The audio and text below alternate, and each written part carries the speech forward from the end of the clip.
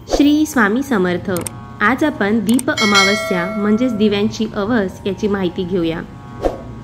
आषाढ वद्य अमावस्या म्हणजेच दीप अमावस्या शके 1946 रविवार तारीख 4 ऑगस्ट 2024। 3 ऑगस्ट रोजी दुपारी 3:51 अमावस्या सुरू होऊन 4 ऑगस्ट रोजी दुपारी 4:43 संपणार आहे।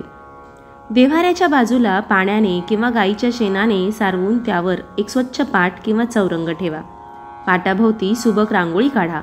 घरात असतील तेवढे चांदीचे, पितळ्याचे, तांब्याचे, मातीचे किंवा अन्य धातूचे दिवे घासून पुसून लख्ख करून या पाटावर नवीन वस्त्र घालून त्यावर तांदूळ किंवा गहू पसरून त्यावर दिवे ठेवा। सर्व दिव्यांच्या सर्व ज्योती उजळून निघाल्या पाहिजेत। तेलाच्या दिव्यात 2 वाती आणि तुपाच्या दिव्यात म्हणजेच निरांजनात 1 तुपाची फुलवात लावावी। या दिव्यांची पूजा रोज घरातील देवांची पूजा करतो तशी पंचोपचार करावी। त्यांना गंध, अक्षदा, हळद, कुंकू वाहून सुवासिक फुले अर्पण करा। आघाडा, दुर्वा, लाह्या अर्पण कराव्यात। मनोभावे संकल्प करा। यंदा एक विशेष संकल्प करावा। विश्वशांतीसाठी आणि रामराज्याची स्थापना होण्यासाठी करा आणि पुढील मंत्राचा सलग 12 वेळा जप करा।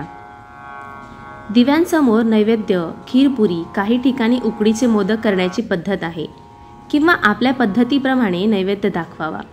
अगदीच काही जमलं नाही तर दूध, साखर किंवा एखादे फळ तरी ठेवा। नैवेद्य कुठलाही दाखवा, पण कांदा, लसूण विरहित शुद्ध शाकाहारी असा करा।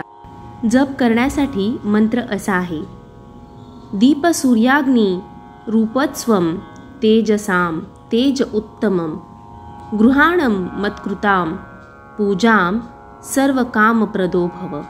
वरील मंत्र म्हणून प्रार्थना करावी। हा श्लोक भक्ती कोशातला आहे। या दिवशी दीपपूजनाला महत्त्व आहे। वर्षभर आपण देवासमोर दिवा लावत असतो। तेलाचा दिवा आपल्या उजव्या हाताला आणि तुपाचा दिवा आपल्या डाव्या हाताला लावावा।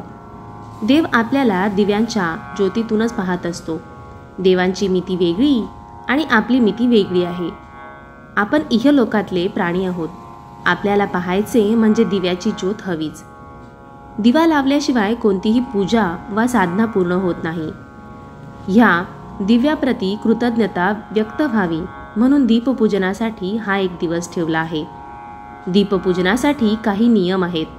सुवेर, सुतक, मासिक अडचण या दिवसात पूजन करू नये। वरील प्रमाणे पूजा पूर्ण करून दिव्यांच्या अवसेची कहाणी वाचावी आणि पूर्ण दिवस अगदी आनंदात घालवावा।